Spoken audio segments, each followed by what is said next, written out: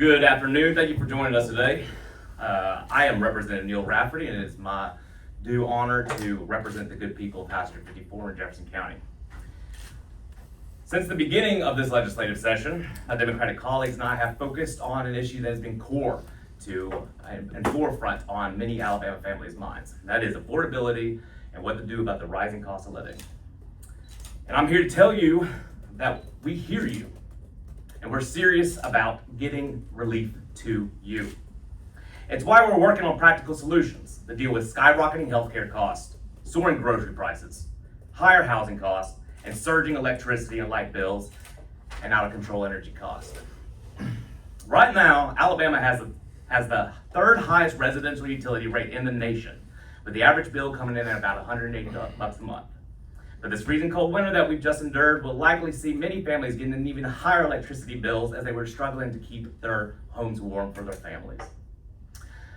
Although Alabama Power has temporarily frozen rates, we will likely see them try to offset the cost of the additional power plants in mid-2027.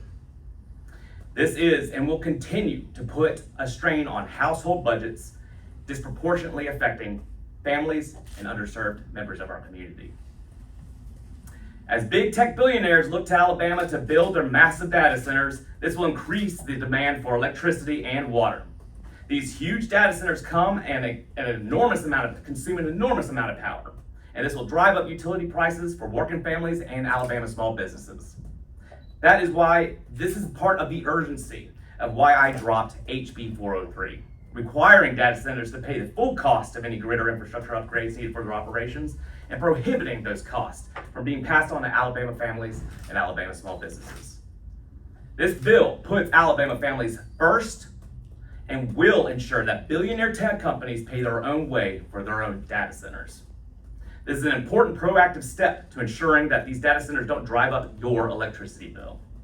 We have more to do, I understand that, and I'm committed to pursuing that in a way that ensures accountability, fairness, and transparency. And on this subject, I would like to be frank about other questions that have come up surrounding another bill, SB 71 or HB 161, this so-called sound science bill. SB 71 is 8 pages of bureaucratic red tape designed to gut our state's ability to defend our right to clean water. Clean water to fish in, clean water to swim in, clean water to grow our crops from, clean water to drink. And our state motto is we dare defend our rights, but this bill will surrender our rights to out-of-state billionaire big businesses, probably laughing at the good people of Alabama from their boardrooms in New York City and California. This bill is not only a danger to public health and prevents Alabama from being able to regulate emerging issues such as PFAS. This bill is not only an imminent threat to family farms where out-of-state big tech companies move in to buy up farmland, or polluting industries from neighboring states like Georgia and Tennessee tank the water farmers depend on to water their livestock and crops. But this bill will increase the cost of treating drinking water, a cost that will be passed on to you, to Alabama families. Drinking water utilities and customers will have to pay the price of cleaning up our drinking water from a mess that they made. And they think the good people of this state can be fooled into giving up our rights. And I'm here to tell you right now that we will continue and we do dare defend those rights. Thank you. And now I'd like to turn it over to my colleague, Representative Kelvin Lawrence from Haynesville, representing House District 69.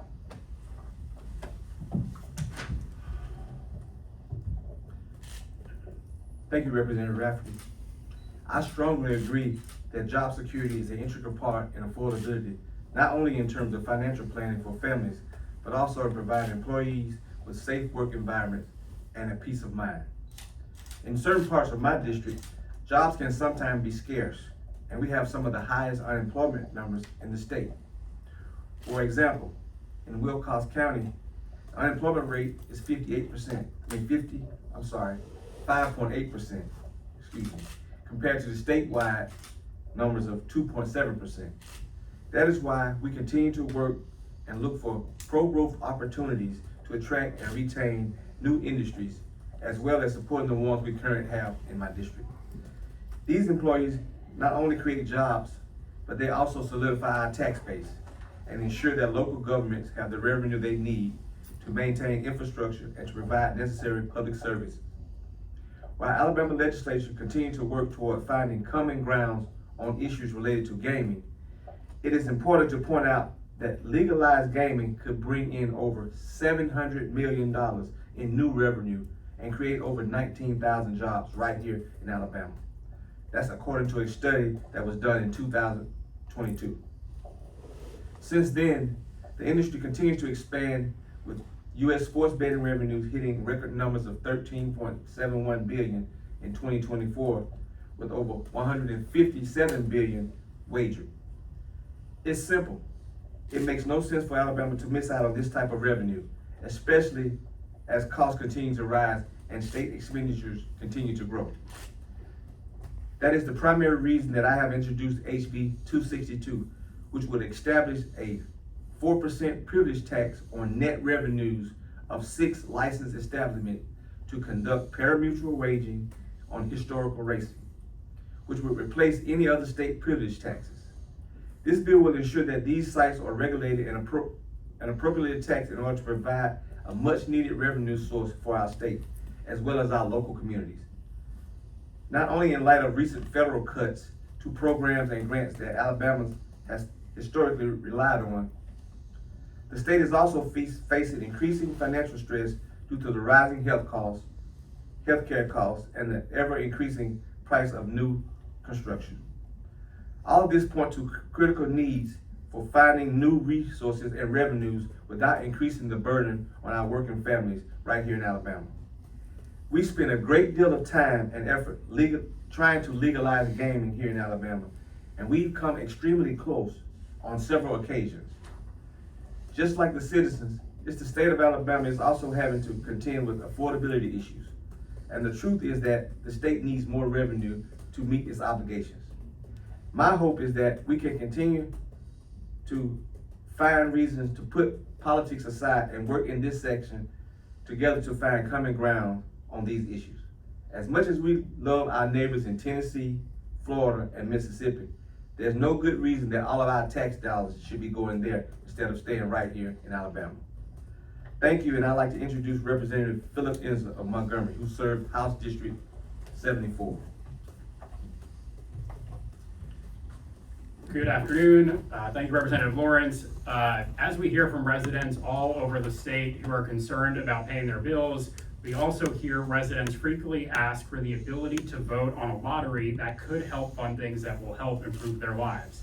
As Representative Lawrence indicated, the state of Alabama needs more sources of revenue to meet its obligations, but there also is a wide consensus that no one wants to see their taxes go up, especially during these times of economic uncertainty. That's why I decided to sponsor a bill to legalize the lottery in Alabama to help fund public education, healthcare, and rebate checks that will help Alabamians pay their bills.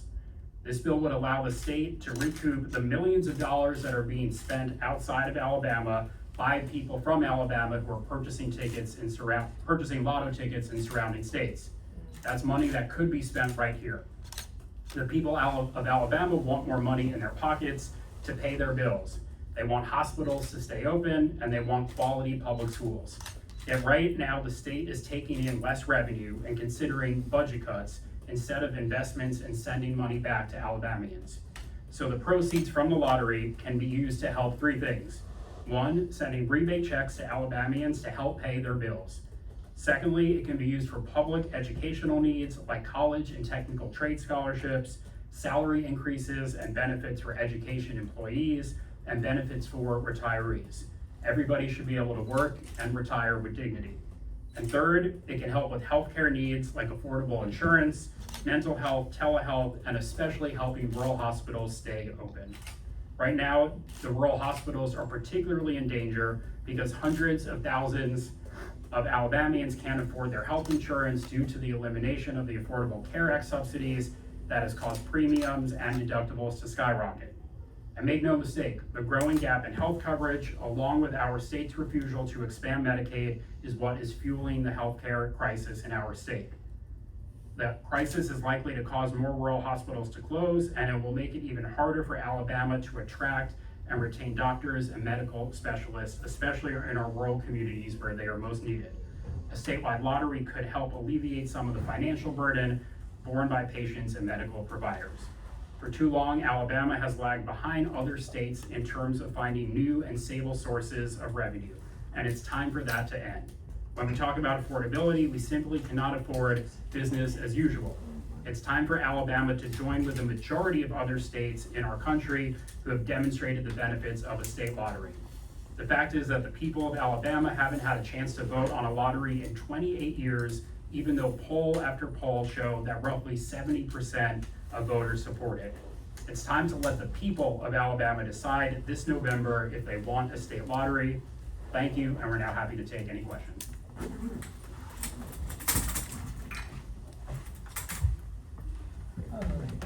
You talked about putting the privilege tax on the existing race courses. Now, I'm thinking, we're talking Greene County, Green, Mobile, Macon, are we talking Dothan, where Country Crossing was, that wasn't a track. right. And So- then Jefferson with the race course. So, my bill established 6 sites. Yeah, The 4 existing sites, which would be Jefferson, Mobile, Macon, and Greene, and also include Lowndes and Houston County, which is Dothan, which has constitutional amendment for electronic bingo. I know those, a lot of these places historically have had gaming, but my Greene's like the smallest county in the state. There's only like 6,800 people there. If you were going to do gaming, wouldn't it make more sense to be in a populous county, let's say Limestone or Madison, where the growth is, or Baldwin, which has growth? I mean, there's hardly any people in Macon, Lowndes, or Greene, what, maybe 40,000 combined? Well, yeah, we based it off of, those particular, communities that already, approved gaming in those areas through constitutional amendments with electronic gaming. And so we wanted to kind of keep it as is. A lot of those areas that you forementioned, they're totally against any type of gaming. So that's why we wanted to kind of keep the bill in line with, those communities that have already, created some type of gaming in their community. Yes. I've heard outside of this building from citizens who always ask, well, where's gambling? When does the gaming bill come up? How do you, and this is for all 3 of you, how do you square with the fact that people are talking about it, but there's leadership, both chambers, who have basically said, yeah, we're not gonna do that because, well, we have business to take care of, and of course, it is an election year. How do you square up going against that current and trying to get the conversation that is happening to be heard here within the State House? I would just say this, we're in a building what we call, the Alabama legislature, we call it the People's House. And I think we spent 28 years denying the people the right to vote on lottery. Whether it's a full-fledged gaming bill or just a standalone lottery, I think it's far time for us to give those people, the people of the state of Alabama, the opportunity to vote on gaming here in the state of Alabama. And not dealing with partisan politics about this side doesn't want it or this side is pro-gambling. I think we need to come together and do the right thing and put a piece of legislation on the table for the people of the state of Alabama to vote. Add something. I certainly agree with Representative Lawrence and just want to elaborate on that's why we are filing this legislation, because we all hear loud and clear from not only our constituents, but people all over the state. And it doesn't matter, Democrat, Republican, independent, white, black, lower income or affluent. I mean, people just think it is insane that we are leaving hundreds of millions of dollars on the table that could fund things like public education, that could fund healthcare and hospitals, that could send rebate checks to help people pay their bills. So what I encourage people to do is keep speaking up and call on leadership, call on elected officials who opposed gaming or opposed the lottery in the past, call on them and continue to make their voices heard. We certainly have heard them, and that's why we're pushing for this. And on that same note, have you heard anything from leadership in either party or in either chamber that would indicate that they feel differently about wanting to push the bill this session as opposed to last session? Not at this time, but certainly now that the legislation will be filed, that'll spark conversations, and we still have I know people keep talking about that we're rushing out of here and getting back to our districts, but we still have a significant amount of time left where legislation could be passed. So what I'm gonna do, and I know many of us are gonna do everything we can to try to get it through this session.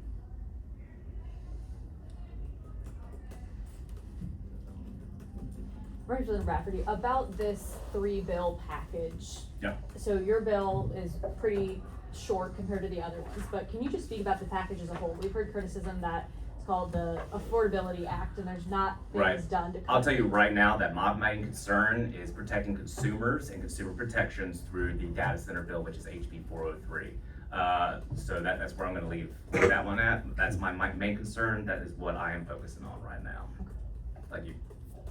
And Mr. Rafferty too, and if anyone, please feel free to jump in, about the emergence of these data centers Right. across the state. Mhm. Literally, if you're. Not just across the state, across the country now. All across the country.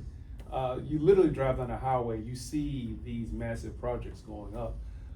Do you think people are really aware of what they are and what they could mean for their communities? Yeah, I have no idea.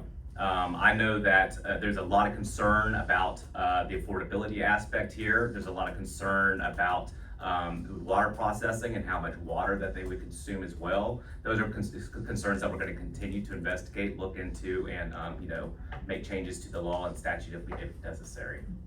And of course, the power aspect. The power aspect's a big one of it. That's why it's so important and so pertinent and urgent right now to make sure that HB 403 gets its way through.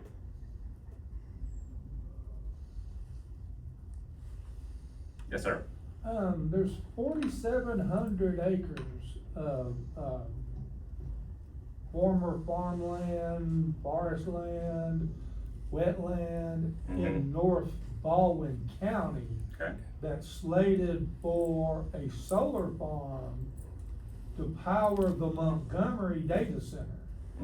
How many thousands of acres are going into solar farms, not to provide us with clean energy, but to power the big data centers? I do not have an answer for you on that one. I don't know.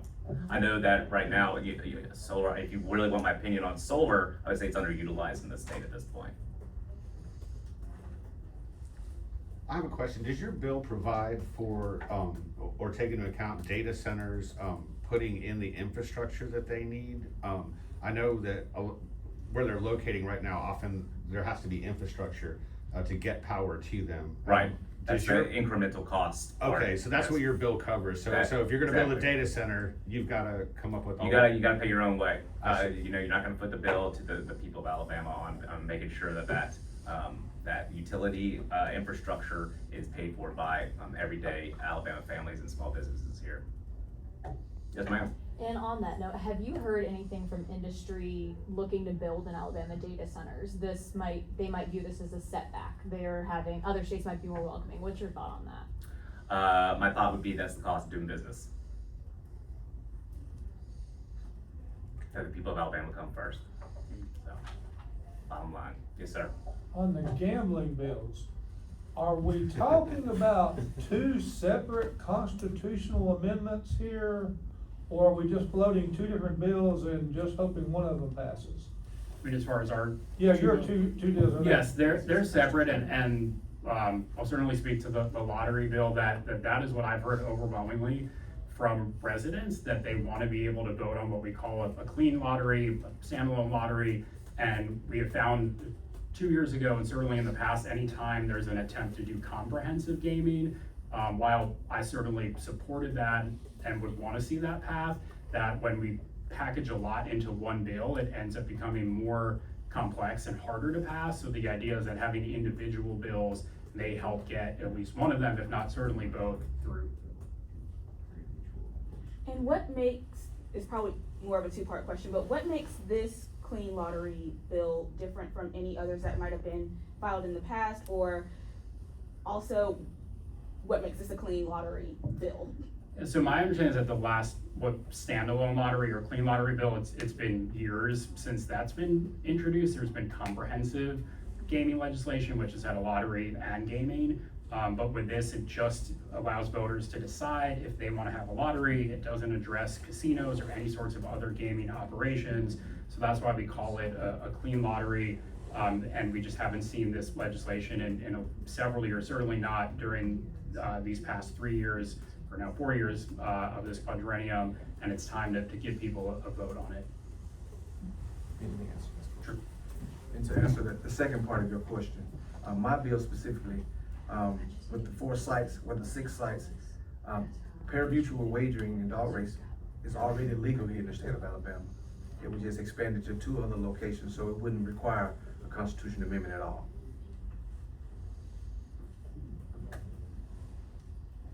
All right. Thank you all. Thank you Right, all. you done? Thank you. All right, thank you.